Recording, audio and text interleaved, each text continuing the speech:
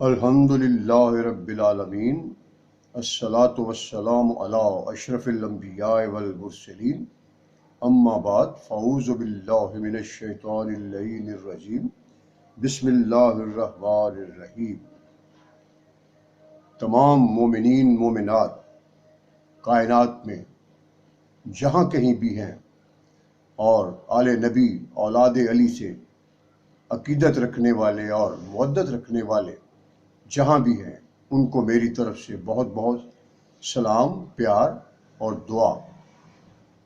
اور یہ آج پھر میں آپ سے ریکویسٹ کرتا ہوں، آپ سے التماس ہے کہ یہ میرا چینل وزیر علی چوہان کے نام سے بنا ہوا ہے، اور آپ اس کو لکھیں اپنے یوٹیوب سرچ میں جا کر، وزیر علی WAZIRALICHOHAN، وزیر علی چوہان، اور اس کے ساتھ آپ نام لکھیں گے تو یوٹیوب میں غازی پاک کا پنجے کا نشان آ جائے گا، بڑا خوبصورت سا۔ تو یہ اس کی نشانی ہے، کیونکہ یہ اس نام پہ اور بھی کئی لوگوں نے بنائے ہوئے اپنے چینل، وزیر علی شاہ ہیں، وزیر محمد ہیں، وزیر احمد ہیں، لیکن آپ نے یہ وزیر علی چوہان لکھنا ہے۔ تو آپ سے التماس ہے کہ اس کو وزیر علی چوہان کے یوٹیوب چینل کو آپ سبسکرائب کریں، گھنٹی کے نشان کو دبائیں، کلک کریں، شیئر کریں، لائک کریں، اور اپنے کومنٹس میں اپنا جو بھی آپ لکھنا چاہتے ہیں، پوچھنا چاہتے ہیں، وہ آپ تحریر کریں، لکھیں۔ تو آج کا ہمارا موضوع بھی جناب امام علی مقام کی نسبت سے زمین کربلا کا شرف ہے کہ اللہ تعالیٰ نے زمین کربلا کو کب پیدا کیا، کس طرح پیدا کیا، اور اس کی عظمت، اس کا شرف کیا ہے باقی کائنات کی تمام زمینوں کے مقابلے میں۔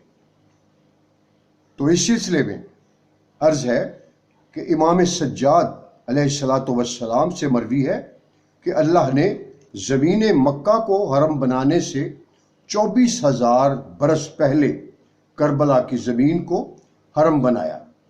جناب سید الشہداء امام حسین علیہ السلام کے زمین کربلا پر ڈیرا لگانے سے 1000 برس قبل ذات حدیث کی طرف سے زمین کربلا کو ملائکہ کی زیارت گاہ بنایا گیا۔ ہر نبی کربلا میں آیا اور یہاں توقف کیا اور زمین کربلا سے مخاطب ہو کر فرمایا، تو وہ قطع اراضی ہے جس میں نیکیاں زیادہ ہیں، تجھ میں زہرا کا ماہ 2 ہفتہ دفن ہوگا۔ ایک روایت کے مطابق اللہ نے جس طرح انسانوں میں درجہ بندی کی ہے اور بعض کو بعض سے افضل بنایا ہے، قدرت کا یہی قانون تمام موجودات عالم میں بھی ہے۔ بعض درخت بعض سے افضل ہے، بعض پتھر دوسرے پتھروں سے افضل ہیں، بعض ملائکہ دوسرے ملائکہ سے افضل ہیں، بعض انبیاء دوسرے انبیاء سے افضل ہیں۔ اسی طرح بعض زمینیں دوسری زمینوں سے اور بعض پانی دوسرے پانیوں سے افضل ہیں۔ اس فضیلت کا معیار ذات حدیث نے ہر مخلوق میں تواضع کو قرار دیا ہے۔ جس نے سب سے زیادہ اور سب سے پہلے تواضع کی، جس کی تواضع جتنی مدت تک رہی، اسی کا مقام دوسروں سے اس مقام اسی قدر اور اتنی مدت تک برتر اور افضل ہو کر رہا۔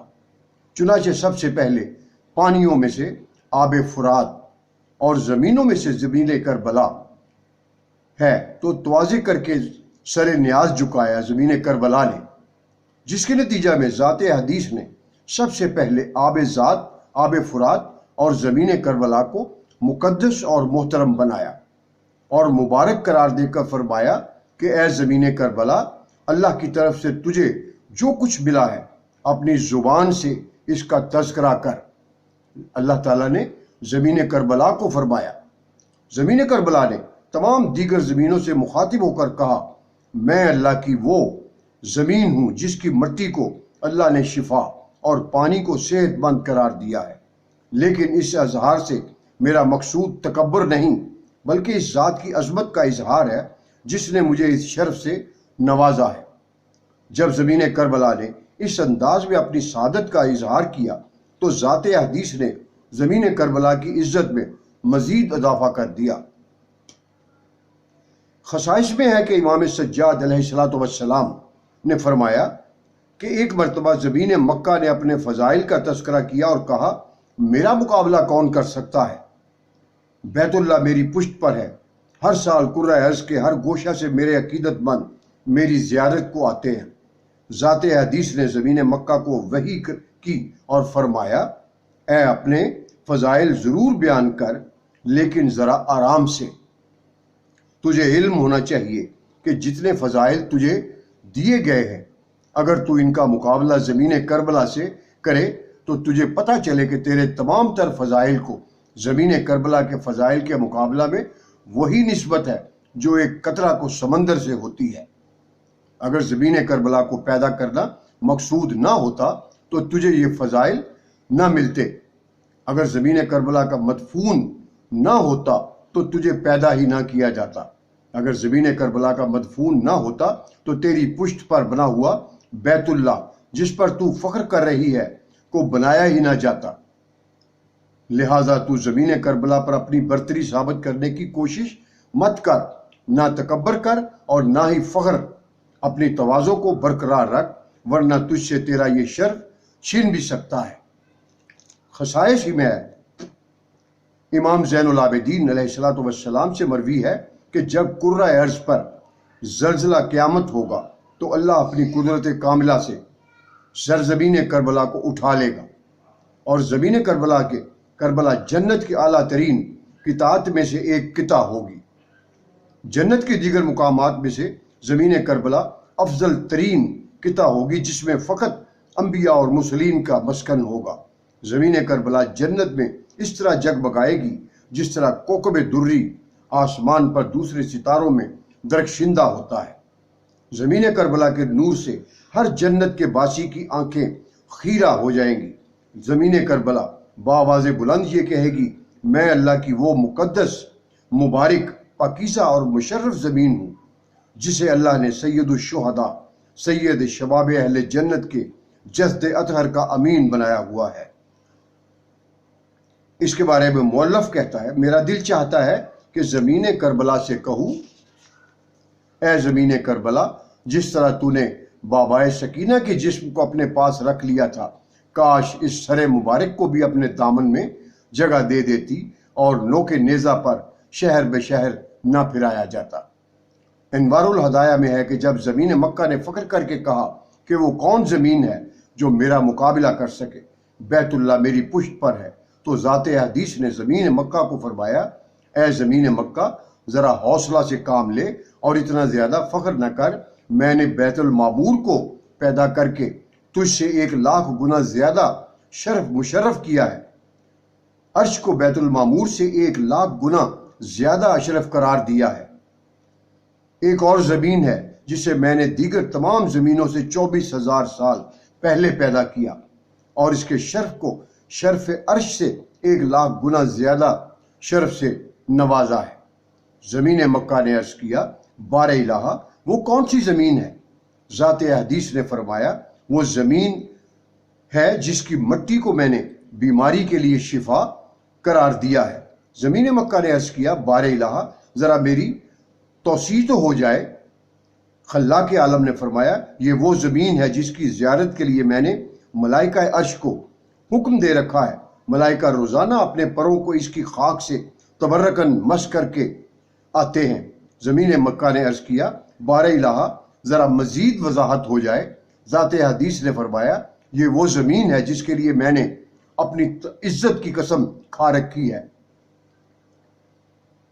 جو اس میں دفن ہوگا اور یوم قیامت اسی سے محشور ہوگا، ہوا تو میں اسے نہ عذاب کروں گا نہ اسے حساب لوں گا۔ زمین مکہ نے عرض کیا بار الہ ذرا سی وضاحت اور ہو جائے۔ خلاق عالم نے فرمایا یہ وہ زمین ہے جس کے لیے میں نے ارض و سما کی تخلیق سے 40,000 برس قبل اپنی ذات کی قسم کھائی تھی کہ اس زمین پر قیامت کا زلزلہ نہیں آئے گا اور میں اس زمین کو ماں اس کے مدفون کے اٹھا کر بالائے عرش رکھ دوں گا۔ زمین مکہ نے عرض کیا بار الہ کچھ اور تھوڑا سی وضاحت ہو جائے۔ ذات حدیث نے فرمایا یہ وہ زمین ہے جس نے اس کی خاک پر ایک مرتبہ سجدہ کیا، میں اسے 1000 سال کی عبادت، 1000 سج اور 1000 برس کے روزوں کا ثواب دوں گا۔ زمین مکہ نے عرض کیا، بار الہ اب زمین کی مکمل شناخت تو فرمائیے۔ ذات حدیث نے فرمایا، یہ وہ زمین ہے جس پر میرے نبی مختار کا سب سید شباب اہل جنہ اپنی ذریت اور اصحاب کے ساتھ بے گناہ 3 دن کا بھوکا اور پیاسا شہید ہو کر دفن ہوگا۔ اس وقت زمین مکہ اپنے انداز میں رو پڑی۔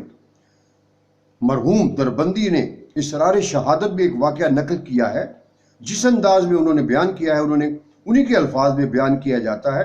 میں نے صفوی حکمرانوں میں سے ایک حکمران کے زمانہ کے متعلق اصفہان میں سنا ہے، صاحب وافی علامہ کا شانی کے زمانہ میں انگریز حکومت کی طرف سے ایک سفیر صفوی بادشاہ کے پاس صرف اس غرض سے بھیجا گیا کہ مسلمانوں سے ان کے مذہب کی صداقت کے ایسے دلائل حاصل کر جو ناقابل تردید ہو۔ وہ سفیر اپنے مقام پر علم نجوم، رمل، حیت اور جفر وغیرہ جیسے علوم میں اس حد تک ماہر تھا کہ اپنے پاس آنے والوں کو بتا دیتا تھا کہ کیا کھا کر آئے ہو، کیا کما کر آئے ہو، کیا چھوڑ کر آئے ہو اور کل کیا کرنا چاہتے ہو۔ شاہ اصفہان نے علامہ فیض کاشانی مصنف ثانی و دعاوی کو بلایا اور اس سفیر کو صداقت اسلام کے سلسلہ میں مطمئن کرنے کو کہا کہ میں علامہ موصوف نے بادشاہ کو مخاطب کر کے فرمایا کہ میں صداقت اسلام کے سلسلہ میں مطمئن تو کر سکتا ہوں، لیکن آدمی کوئی پڑھا لکھا ہو۔ یہ سفیر صاحب تو مجھے نرے گنوار اور ان پڑھ نظر آئے، میری عملی گفتگو سے ان کے پلے کچھ بھی نہ پڑے گا۔ سفیر یہ بات سن کر آگ بگولا ہو گیا اور علامہ موصوف سے کہنے لگا، سرکار، یہ آپ کا ملک، آپ کا دربار اور آپ کی حکومت ہے، جو چاہیں وہ آپ فرما سکتے ہیں۔ ویسے اتنا بتا دوں کہ آپ کو میرے علمی مقام کا علم ہوتا تو آپ یہی کہتے کہ اگر کرۂ ارض پر کوئی شخص مسند علم کا حقدار ہے تو یہی سفیر ہے۔ علامہ موصوف نے اپنی جیب سے کوئی چیز نکالی، اسے مٹھی میں بند کیا اور سفیر سے فرمایا، کم و بیش 1 ہفتہ سے آپ یہاں براجمان ہیں اور اپنے مختلف قسم کے علوم کا نہ صرف مظاہرہ کر چکے ہیں بلکہ شاہ ایران اور دیگر کافی افراد کو اپنی علمی دولت سے متعارف کروا چکے ہیں۔ کئی ایک ماضی کو کنگال بیٹھے ہیں اور کئی ایک مستقبل کی پیش گوئیاں کر چکے ہیں۔ ذرا فرمائیے میری مٹھی میں کیا ہے؟ سفیر نے سر جھکایا۔ کچھ دیر کے بعد جب سر اٹھایا تو اس کی پیشانی عرق آلود تھی۔ وہ بات کرنا چاہتا تھا لیکن زبان ساتھ نہیں دے رہی تھی۔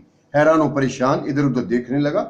علامہ موصوف نے کہا، بس اسی علم پر ناز تھا، لوگوں کا ماضی اور مستقبل بتانے والا یہ نہیں بتا سکتا کہ میری مٹھی میں کیا ہے؟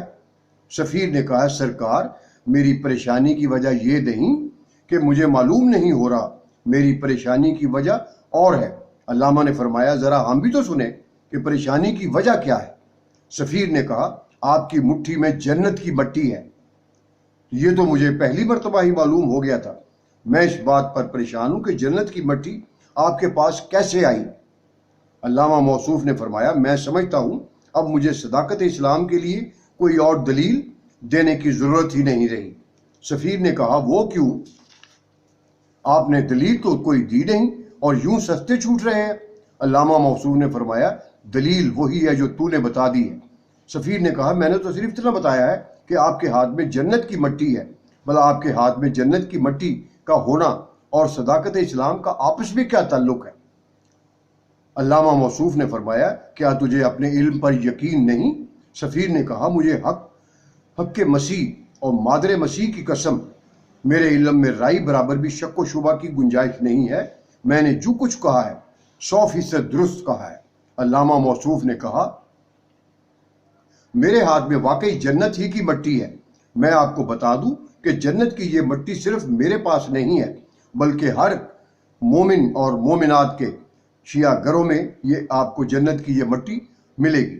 یہ کربلا معلیٰ کی مٹی ہے۔ ہمارے نبی اکرم صلی اللہ علیہ وآلہ وسلم نے فرمایا ہے کہ کربلا کی زمین جنت کے ٹکڑوں سے ایک ٹکڑا ہے۔ اب تیرے علم کے مطابق یہ جنت کی مٹی ہے اور ہمارے نبی کے مطابق یہ جنت کی مٹی ہے۔